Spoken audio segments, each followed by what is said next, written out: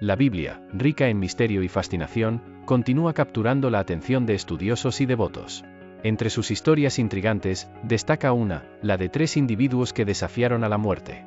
En este vídeo, exploraremos estas figuras enigmáticas y sus notables historias. La primera figura es Elías, un profeta de coraje y verdad. Elías apareció en un periodo oscuro de Israel, cuando el rey Acab se casó con Jezabel, una reina que introdujo la adoración al dios Baal. Acab fue más allá, construyendo un templo para Baal en Samaria. En este contexto de idolatría, Elías fue escogido por Dios para ser su mensajero, llamando a los israelitas de vuelta al camino del Señor. Advirtió a Acab sobre una sequía que duraría años, como un desafío al dios Baal, asociado al control del clima. Después de hacer esta profecía, Elías fue instruido por Dios a refugiarse junto al arroyo de Kerit. Allí, fue sostenido milagrosamente, con agua del arroyo y alimento traído por cuervos. Cuando el arroyo se secó debido a la sequía, Dios orientó a Elías a visitar a una viuda en Sarepta. La viuda, a pesar de su situación precaria, fue bendecida con un suministro continuo de harina y aceite hasta el fin de la sequía. Más tarde, el hijo de la viuda se enfermó y murió. La viuda pensaba que la visita de Elías había traído la calamidad. Elías oró a Dios y el niño fue restaurado a la vida, comprobando la autenticidad del profeta. Durante la sequía, Jezabel persiguió a los profetas de Dios y Acab culpaba a Elías por las dificultades en Israel. Elías, por su parte, acusó a Acab y Jezabel de ser los verdaderos culpables por sus pecados e idolatría. Elías convocó a los israelitas para un enfrentamiento en el monte Carmelo contra los profetas de Baal y Aserá. Se ofrecerían 2 sacrificios, y el Dios verdadero sería aquel que enviara fuego para consumirlos. Mientras los profetas de Baal fracasaron, Elías reparó el altar del Señor y pidió que se derramara agua sobre el sacrificio. Oró para que Dios demostrara su poder.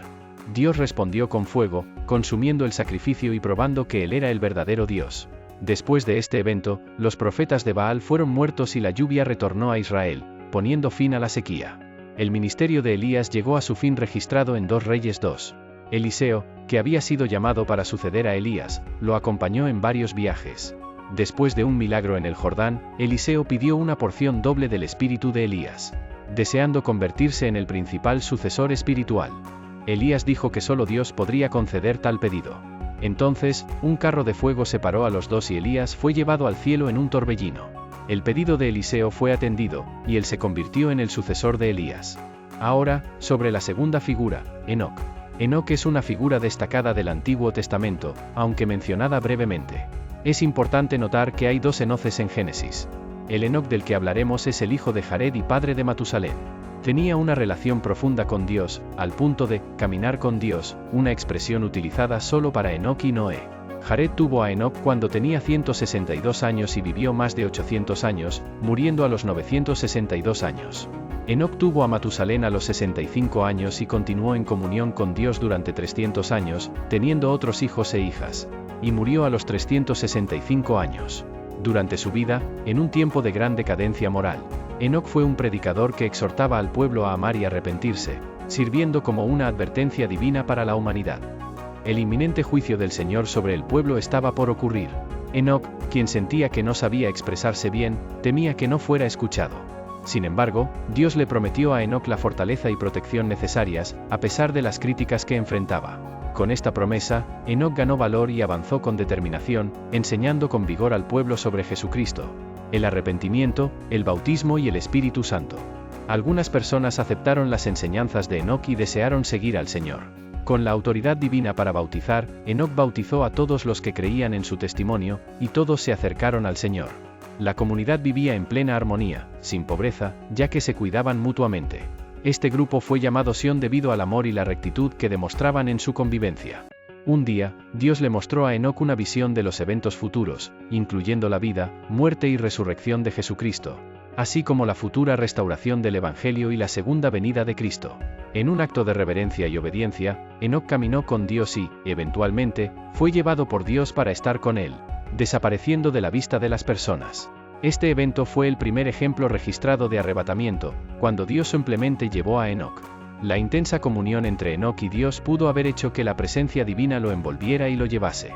Hebreos 11:5 afirma que Enoc, por la fe, escapó de la muerte y fue llevado a Dios, sin que nadie lo encontrara, porque Dios lo había llevado. Las escrituras indican que Enoc había agradado a Dios antes de su ascensión. recibiendo el testimonio de que agradó a Dios y le trajo alegría. Sin fe, no es posible agradar a Dios, ya que es necesario creer en su existencia y en su capacidad para recompensar a quienes lo buscan. Enoc se presenta en el Nuevo Testamento como un ejemplo de arrebatamiento, y la historia de su traducción sirve para confirmar la verdad de las Escrituras sobre la redención final para todos los que creen en el Señor. La figura de Melquisedec, encontrada en el Antiguo Testamento, específicamente en Génesis 14, es un personaje enigmático. Se le describe como rey de Salem y sacerdote del Dios Altísimo. Durante el tiempo de Abraham, que más tarde se convirtió en Abraham, hubo una batalla entre reyes. Y tras la victoria de Abraham, regresó con los despojos y encontró a Melquisedec, quien le ofreció pan y vino y lo bendijo en nombre de Dios. En respuesta, Abraham le dio a Melquisedec una 10ª parte de todo lo que había conquistado.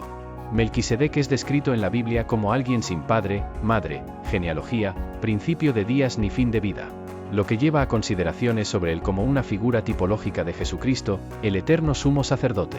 Algunos estudiosos y cristianos creen que Melquisedec pudo haber sido una manifestación del Mesías antes de su nacimiento humano. Su historia es única porque la Biblia no menciona su nacimiento ni su muerte, lo que sugiere una existencia más allá de las limitaciones humanas y temporales.